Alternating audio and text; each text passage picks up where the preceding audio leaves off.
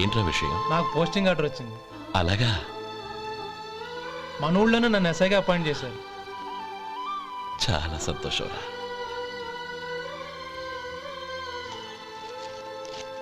అన్నయ్య, నాకు కాదురా, ముందు మీ ఆవిడికి పెట్టావు. ఇదంతా అమ్మాయి అదృష్టం. నీకు ఉద్యోగం రావాలని ఎన్ని నోములు నోచిందో, ఎందరు దేవుళ్లకు మొక్కిందో. వెళ్ళి మీ ఆవిడికి పెట్టావు. ఏంటమ్మా ఇది? నా మొహం చూస్తే ఎలాంటి పనైనా నాశనం అయిపోతుందని, నేను నష్ట జాతకురాలని మా నాన్న ఎప్పుడు అంటుండేవారు. అదే నా మనసులో నాటుకుపోయింది. ఆ రోజు మీరు కుంకుమ భరిని అడిగినప్పుడు శుభమా అంటూ పెళ్లి చేసుకోబోయే ఆ పిల్లకి నా చేతులతో కుంకుమ ఇచ్చానంటే ఎక్కడ శుభం జరుగుతుందోనని భయపడ్డానండి. అందుకేనండి మీరు బయటికి వెళ్తూ గొడుగు అడిగినా ఇవ్వకపోవడం, ఎవరు రాకపోవడం. అంతేగాని నా బతుకులో వెలుగు నింపిన మిమ్మల్ని అవమానించేంత దుర్మార్గురాలి కాదండి. ఏంటమ్మా ఇది? చిన్నపిల్లల లేదండి, నాకు అదృష్టం ఉందని, నా పూజకు ఓ విలువ ఉందని మొట్టమొదటిసారి అందు మీరే. ఈ క్షణమే నా ప్రాణాలు పోయినా పర్వాలేదు బావగారు, ఆ ఒక్క మాట చాలు. ఊరుకో. మంచి చెట్లకు మనుషులే కారణమైతే ఇక గుళ్ళెందుకు, దేవుళ్ళెందుకు? పిల్లెదురొస్తే అశుభమని, నక్కతోక తొక్కితే శుభమని అంటారు. అలా అయితే అందరూ ఇళ్లలో నక్కల్నే పెంచుకోవచ్చుగా. అలా ఎందుకు చేయరు? మంచి చెడు అన్నది మనుషుల మనసుల్లో ఉంటుందమ్మా, ఆశీర్వదించే చేతుల్లో కాదు. ఇక మీదట నేనెప్పుడూ నీ కళ్ళలో నీళ్లు చూడకూడదు, సరేనా? రే, అమ్మాయికి తీపి తినిపించు.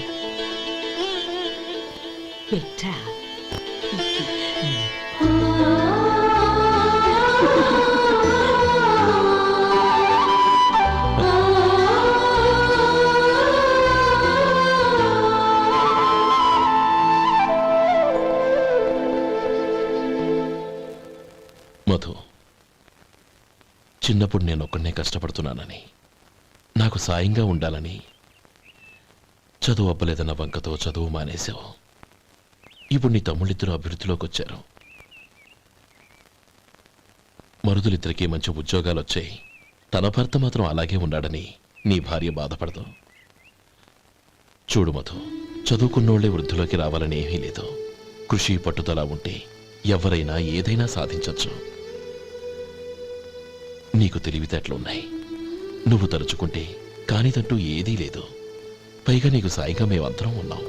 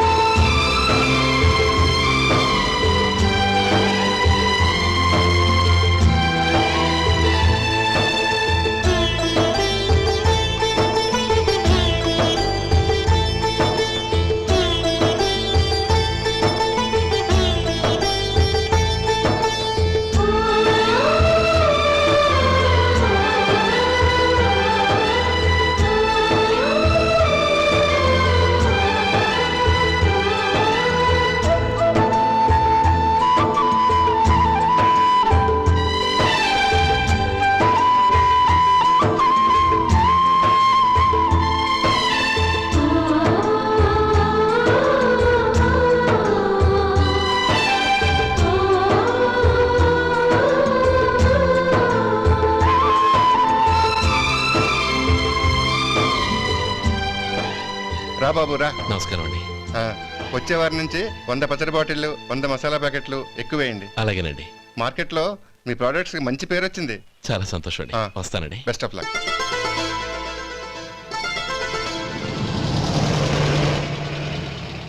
ఆ బాక్స్ లోపల పెట్టవా? అలాగే సార్. ఇక మీద మీ ఆర్డర్లు సగం వేయండి, సరిపోతుంది. అదేంటండి? మీ పచ్చళ్ళు అమ్ముడుపోక చాలా స్టాక్ అలాగే ఉండిపోయింది. ఇప్పుడు అందరూ రుచి పచ్చళ్ళు, రుచి మసాలానే అడుగుతున్నారు. మా నల్లుడి గురించి తక్కువగా అంచనా వేశారు కదా, ఇప్పుడేమంటారు? ఎలాగైతేనే అతను వృద్ధిలోకి వస్తే చాలు. వాళ్ళు బాగుంటే నాకు సంతోషమేగా. ఎవడ్రా వాడు? ఇన్నాళ్ళుగా వ్యాపారం చేస్తున్నాను, నిన్నగాక మొన్న వచ్చినోడు వాడు నాకు పోటీయా? వాణ్ణి పెరగనివ్వకూడదు. వాణ్ణి ఇక్కడికి రప్పించండి, నేను మాట్లాడతాను.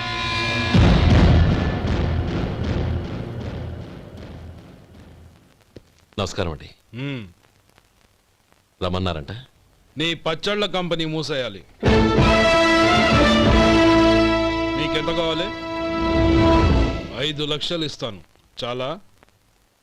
5 లక్షలు కాదు, 50 లక్షలు ఇచ్చినా నా కంపెనీ మూయడం జరగదు. బాగా ఆలోచించుకొని చెప్పు.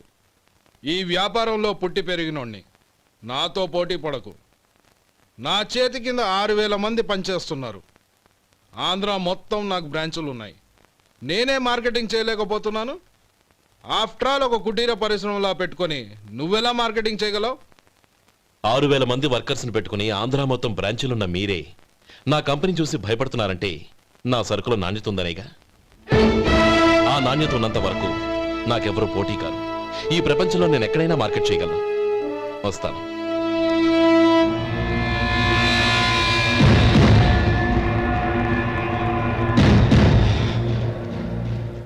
ఇక్కడ ఏం లేదండి. ఇక్కడ ఏం లేదండి. ఇప్పుడు ఊపిరి పీల్చి బిగ్బట్టు నెమ్మదిగా వదిలి. ఓకే, లే, నెమ్మదిగా ఇలా వచ్చి కూర్చో. ఏం లేదు, మామూలు కడుపు నొప్పే. ఈ టాబ్లెట్స్ 3 రోజులు వాడు. ఎలా వాడాలో ఇందులో రాశాను. మన 2 ఊర్ల పొలిమేరలో ఉన్న ఈ మల్లికార్జున స్వామి వారి దేవాలయం జీర్ణదశలో ఉందన్న విషయం మీ అందరికీ తెలుసు. ఇన్నాళ్ళు మీ ఊరు వాళ్ళు పట్టించుకుంటారని మా ఊరి వాళ్ళు, మా ఊరి వాళ్ళు పట్టించుకుంటారని మీ ఊరి వాళ్ళు దీన్ని ఇలా వదిలేశారు. ఈ గుడి మీ ఊరికి ఎంత ముఖ్యమో మా ఊరికి అంతే ముఖ్యం. కాబట్టి మన ఇరు గ్రామ ప్రజలు కలిసి దాన్ని బాగు చేయించి కుంభాభిషేకం చేయించాలనే సదుద్దేశంతో ఒక కమిటీని ఏర్పాటు చేశాం. ఈ కమిటీలో 2 గ్రామాలకు సంబంధించిన ప్రముఖులు ఉన్నారు. కమిటీ ప్రెసిడెంట్గా ఎవరిని ఎన్నుకోవాలనే విషయంలో శ్రీ గోపాలరావు గారి పేరు, శ్రీ లక్ష్మీపతి గారి పేరు పరిశీలనలోకి వచ్చాయి. అందువలన మేమందరం బాగా ఆలోచించి తర్జన భర్జనలు చేసిన మీదట శ్రీ గోపాలరావు గారే అన్ని విధాలా ప్రెసిడెంట్ పదవికి అర్హులని ఈ కమిటీ నిర్ణయించడం జరిగింది.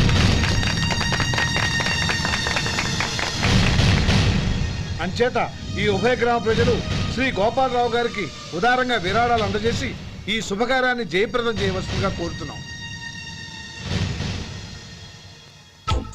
ఏంటి ఇంకా రాలేదా?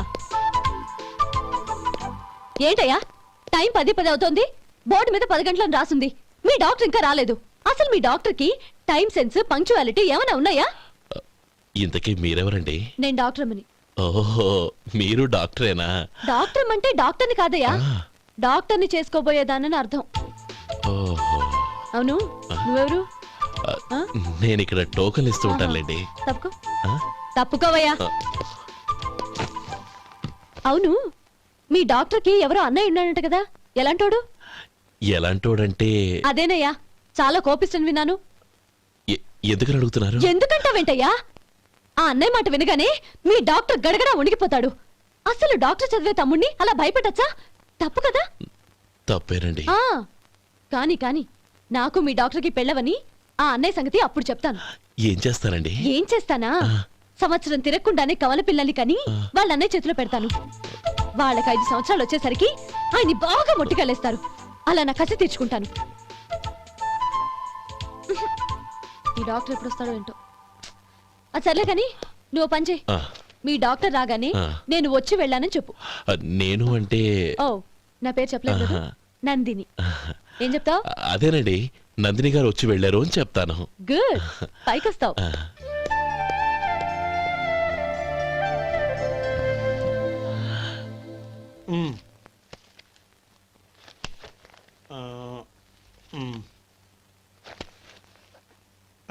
దీంతో మొత్తం 4,98,200 అయ్యాయి. పోతే నువ్వు ఇచ్చినంత ఇవ్వలేకపోయినా ఈ దైవకార్యానికి నా వంతు చందా 1800. దీంతో మొత్తం 5 లక్షలు పూర్తి. సరేరా, నేను ఈ డబ్బు తీసుకుని పట్నం వెళ్ళి బ్యాంక్లో వేసొస్తాను. అలాగే నేను నీతో వద్దాం అనుకున్నాను రా, అనుకోకుండా సాయంత్రం ఇన్స్పెక్షన్ వచ్చింది. పర్వాలేదులే, వెళ్ళొస్తాను.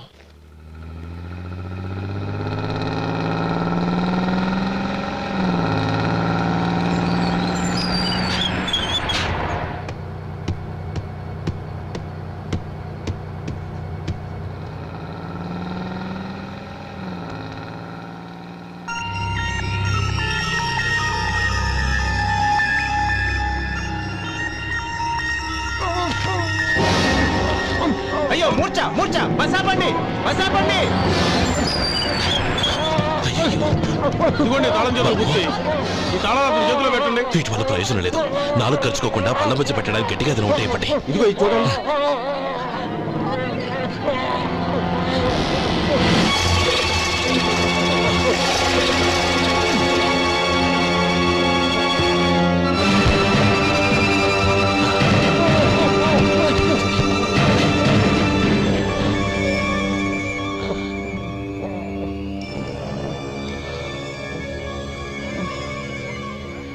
మీరు వెళ్ళి మీ సీట్లో కూర్చోండి, కొంచెం గాలాడినివ్వండి. ఇప్పుడు ఎలా ఉంది బాబు?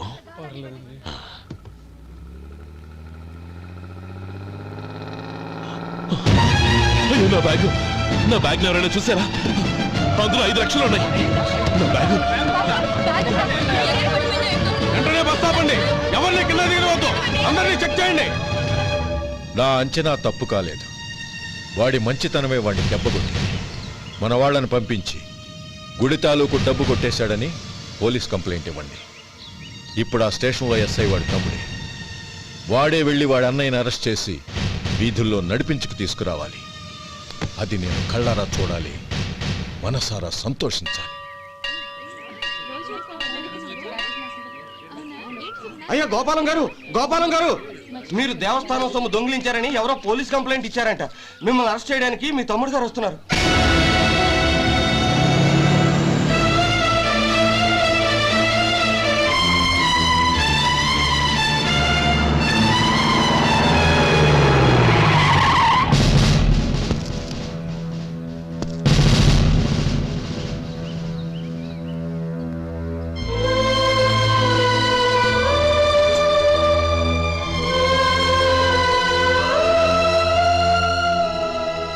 చూడు గోపి, ఎప్పుడు నువ్వు ఉద్యోగంలో చేరావో అప్పుడే తనా పరానే తేడా మర్చిపోవాలి.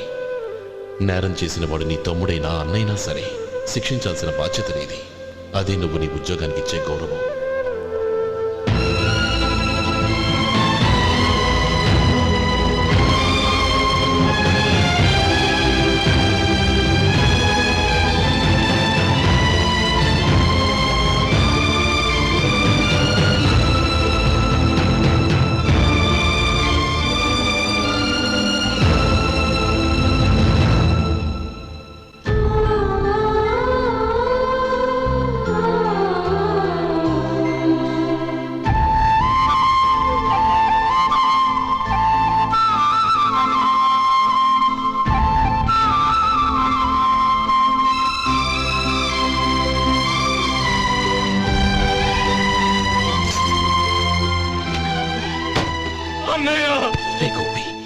ఏమిట్రా ఇది? నన్ను క్షమించు అన్నయ్య. నేను కోరి ఉద్యోగుల చేరిన మాట నిజమే, కానీ ఇలాంటి పరిస్థితి ఎదురవుతుంది అనుకోలేదు. నా ఒంట్లో ప్రతి రక్త పట్టు నీ భిక్షానన్నయ్య. నిన్ను అవమానపరిచి ఉద్యోగం నిలబెట్టుకునే బదులు నా ప్రాణాలను వదులుకుంటారు, కానీ ఈ పని మాత్రం నేను చేయలేనన్నయ్య.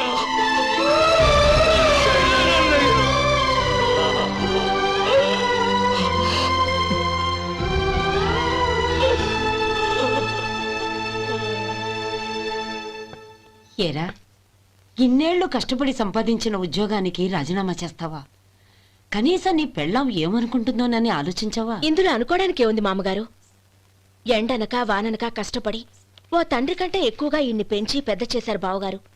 అలాంటి దేవుణ్ణి అరెస్ట్ చేసే ఆ ఉద్యోగం ఈయనకు అవసరం లేదు. బాగుంది. అన్నకు తగ్గ తమ్ముడు, తమ్ముడికి తగ్గ పెళ్ళాం.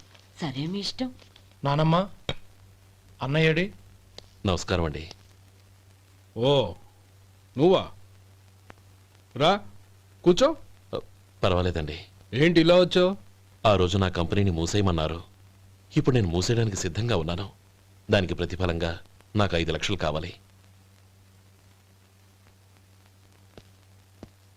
అలాగే, నీకు కావలసిన 5 లక్షలు నేను ఇస్తాను.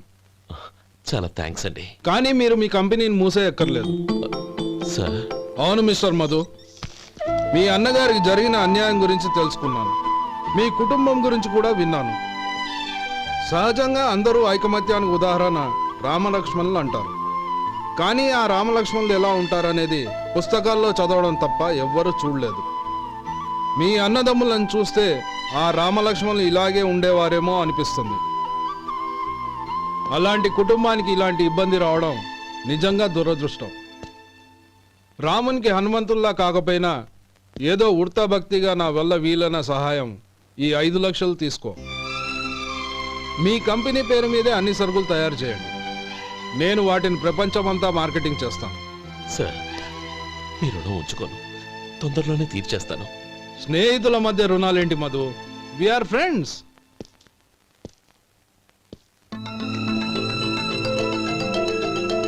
ఏంటే అక్కడ ఆగిపోయావు?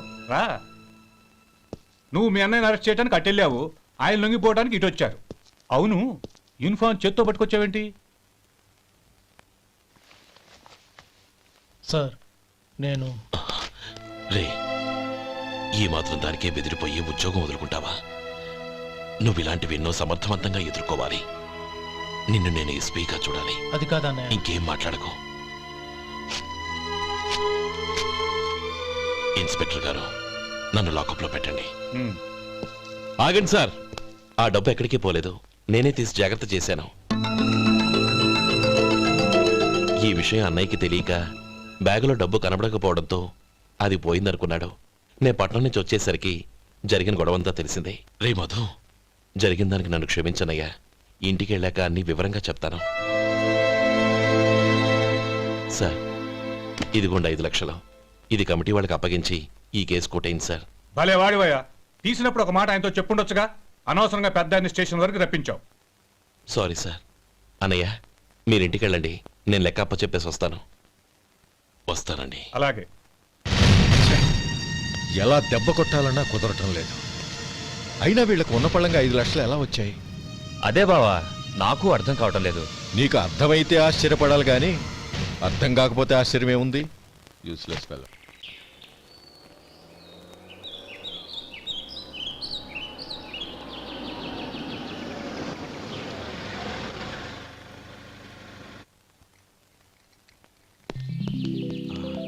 నువ్వు ఇక్కడే ఉండు.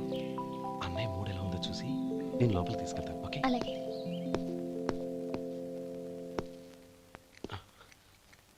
అన్నయ్య, ఏంట్రా? నేను చాలా రోజుల నుంచి నీకు విషయం చెప్తున్నాను, గుర్తుందా? ఏ విషయం? అదే అన్నయ్య, నేను ఓ అమ్మాయిని ఓ అమ్మాయిని లవ్. ఓహో, లవ్ చేస్తున్నావా? ఆ విషయం నువ్వు నాకెప్పుడు చెప్పావురా? ఊళ్ళో అందరూ అనుకుంటుంటే నేను విన్నాను. సారీ అన్నయ్య, నీకు చాన్నాళ్ళుగా చెప్పాలనుకుంటున్నాను కదా, అందువల్ల చెప్పేశానేమో అనుకున్నాను. ఓహో, ఆ అమ్మాయి వచ్చిందన్నయ్య, బయట నిలబడి ఉంది. బయట నిలబెట్టడం ఏమిట్రా? లోపలికి తీసుకురా. అలాగే అన్నయ్య. ఏయ్, అన్నయ్య మంచి మూడ్లో ఉన్నాడు, రా. కమ్.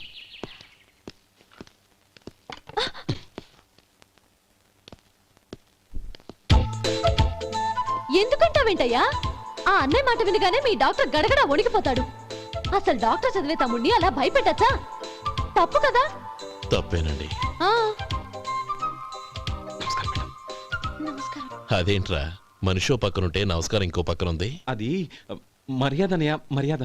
ఆహా, అవును, నీ పేరేంటమ్మా? నందిని. ఆ నందిని. నందిని అన్నయ్య. ఏ, ఆ మొక్క తను చెప్పలేదా? పెద్దలంటే మహాగౌరవం అన్నయ్య. మేమిద్దరం ఇంత క్లోజ్ ఫ్రెండ్స్ కదా, ఆయన నాతో కూడా ఎక్కువ మాట్లాడదు. ఓహో, కదా? నాకు మీ డాక్టర్కి పెళ్ళవని, అప్పుడు అన్నయ్య సంగతి చెప్తాను. ఏం చేస్తారండి? ఏం చేస్తానా? సంవత్సరం తిరగకుండానే కవల పిల్లల్ని కని వాళ్ళ అన్నయ్య చేతిలో పెడతాను. వాళ్ళకి 5 సంవత్సరాలు వచ్చేసరికి ఆయన్ని బాగా ముట్టిగలేస్తారు. అవును, అమ్మాయి మోహం చూడకుండా నిర్ణయం ఎలా తీసుకోనరా? తలెత్తు.